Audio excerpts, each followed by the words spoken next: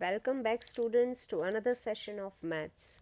Today we are going to study the easiest chapter of 9th standard, that is probability chapter 15. Apart from being easy, it is interesting chapter also. At the same time it is important because same chapter is there in 10th standard. So if basics of probability are clear in 9th standard, it will be very easy for you to deal with this chapter in 10th standard. So let us start with our chapter 15, that is probability.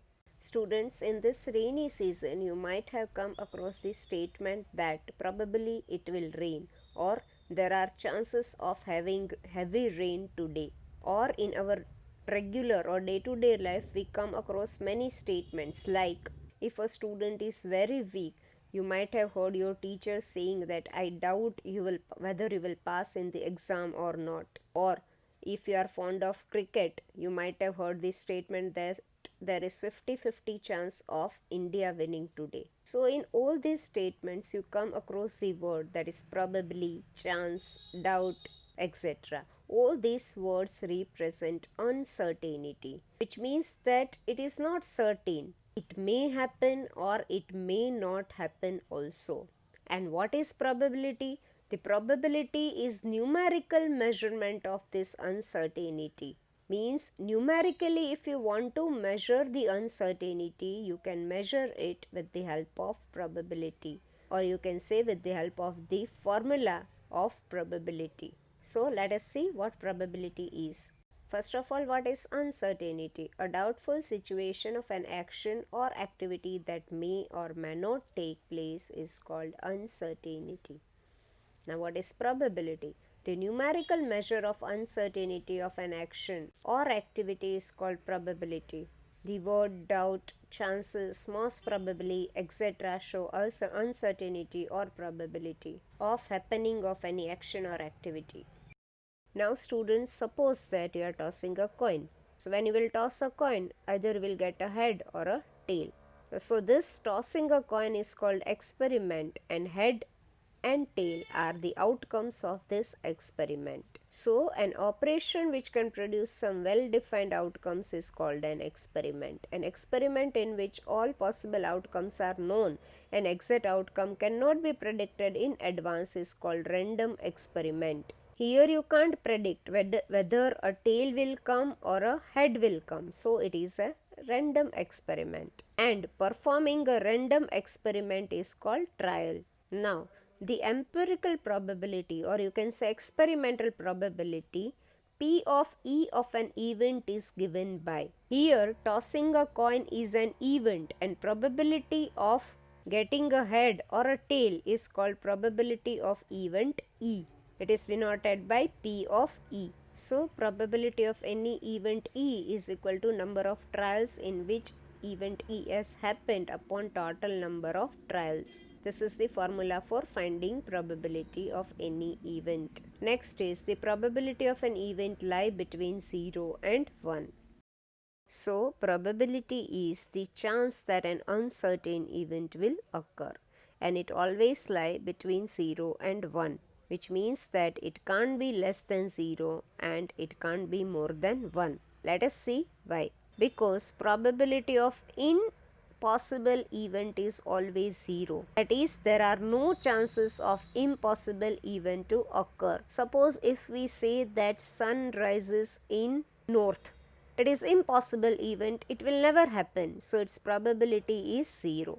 And probability of a certain event is 1. What is a certain event? It is an event that is sure to occur. Suppose sun rises in east. It is a certain event. It always happens. So its probability is 1. So now students, it is clear to you that why probability of any event can't be less than 0 or it can't be more than 1.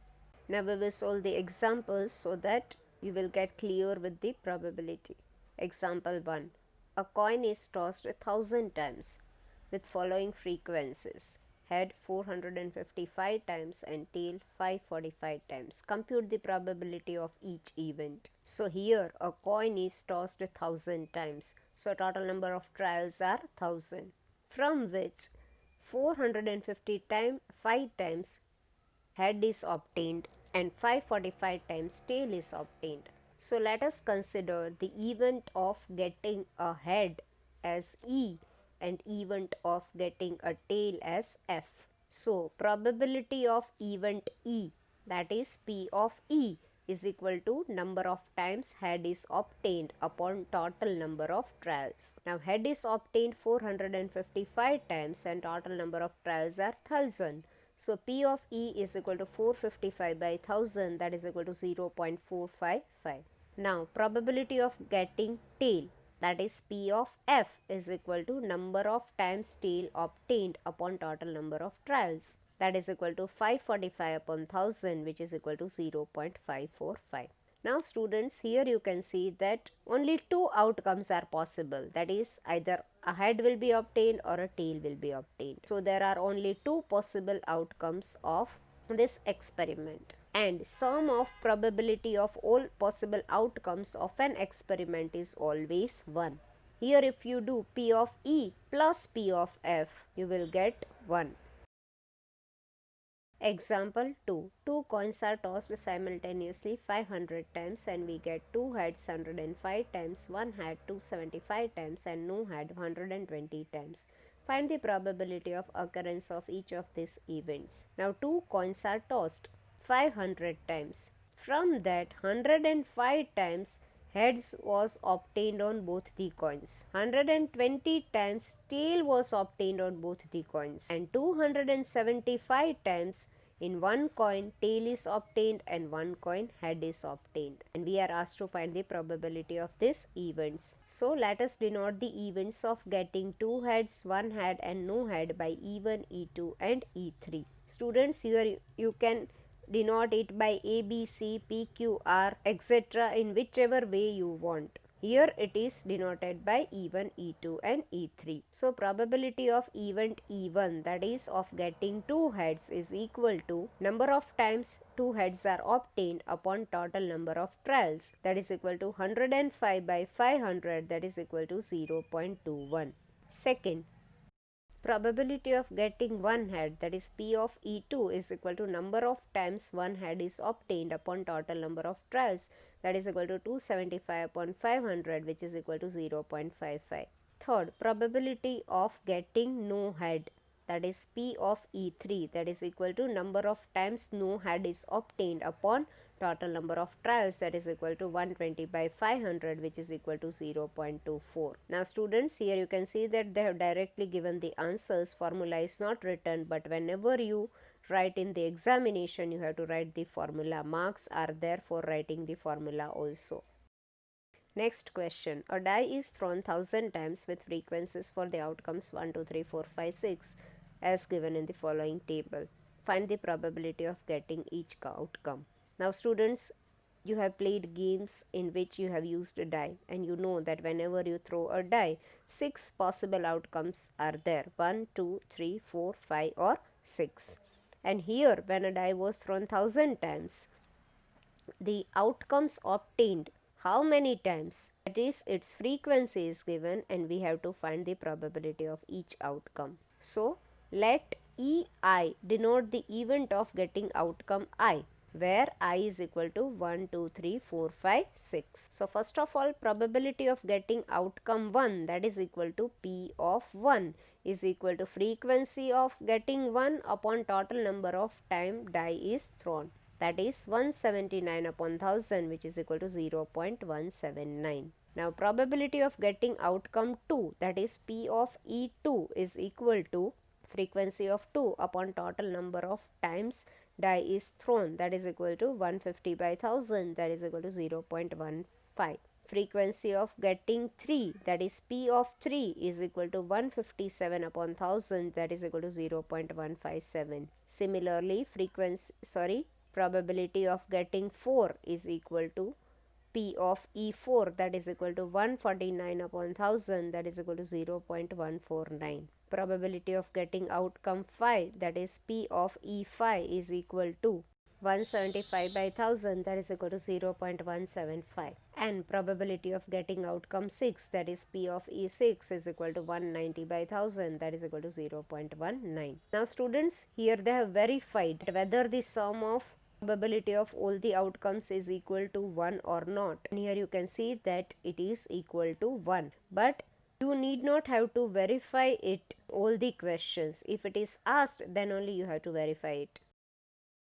Next question. The record of weather station shows that out of past 250 consecutive days, its weather forecast were correct 175 times. First one, what is the probability that on a given day it was correct, and what is the probability that it was not correct on a given day? So, from total 250 consecutive days, the forecast was correct 175 days. Now we are asked to find the probability that on a particular day whether forecast was correct, that is the first one, or forecast was not correct, that is the second one. So here total number of tries is 250. Now let event E be the event that forecast was correct on a particular day. Probability of event E, that is P of E, is equal to number of days when forecast was correct upon total number of days for which record is available, that is equal to 175 upon 250, that is equal to 0.7.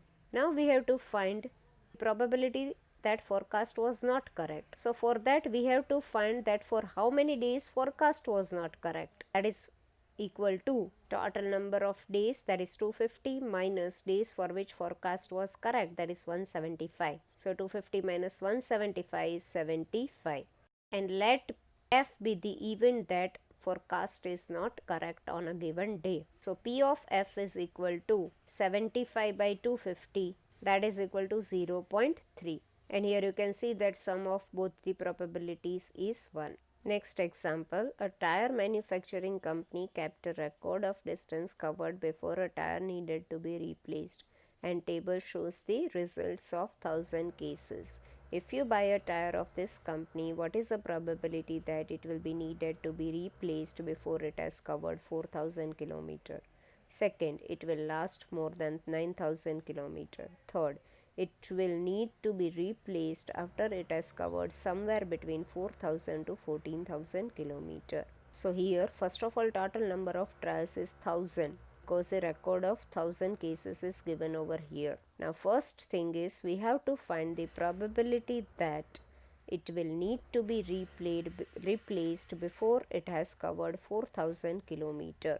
So here in the table you can see that frequency of tire getting replaced when it has covered less than 4000 km distance is 20. So probability that tire is replaced before it has covered 4000 km is 20 by 1000, that is equal to 0.02.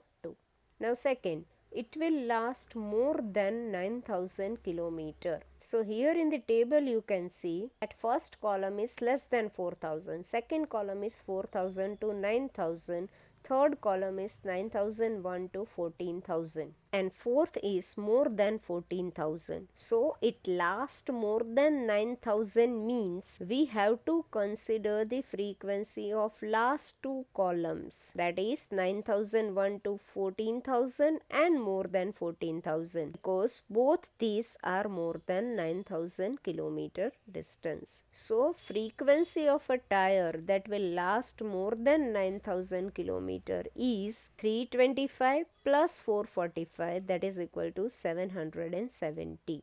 Now we will find the probability that tire will last more than 9000 km, that is equal to 770 by 1000, that is equal to 0.77. Now third is it will need to be replaced after it has covered somewhere between 4000 to 14000. So here you can see we have to consider second and third column, that is 4000 to 9000 and 9001 to 14000, because we have to find the probability between 4000 to 14000. So first column is less than 4000 and last column is more than 14000. So frequency of tire that require replacement between 4000 to 14000 km is 210 plus 325, that is equal to 535.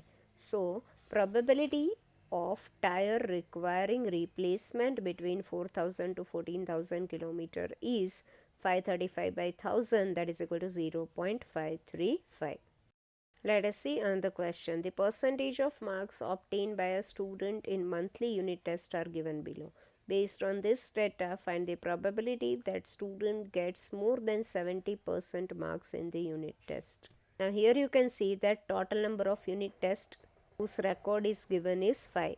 And from this, there are 3 unit tests in which student is getting more than 70% marks. So total number of trials is 5 and probability of scoring more than 70% marks is 3 by 5, which is equal to 0.6. Next question. On a page of telephone directory, there were 200 telephone numbers. The frequency distribution of their unit place digit. For example, in the phone number 230627, the unit place digit is 7, is given in the table. Without looking at any page, a number is chosen at random. What is the probability that a digit at the unit place is 5, 7 or 9? So here total number of trials are 200. First of all, we have to find the probability that digit at the unit place of the phone number is 5. So in the table you can see that there are 10 phone numbers whose unit digit is 5. So probability of digit 5 in unit place is equal to frequency of 5 upon total number of selected phone numbers, that is equal to 10 by 200, that is equal to 0.05. Next we have to find the probability of getting 7 digit at the unit place. So in the table you can see there are 28 phone numbers which are having digit 7 at their unit place. So probability of digit 7 in the unit place is 28 by 200, that is equal to 0.14. And the last we have to find the probability of getting digit 9 at the unit place, and you can see in the table that there are 20 phone numbers which are having digit 9 at the unit place. So probability of getting digit 9 in the unit place is 20 by 200, that is equal to 0.1. So students, we conclude our lecture over here. We will continue with more examples on probability in the next lecture.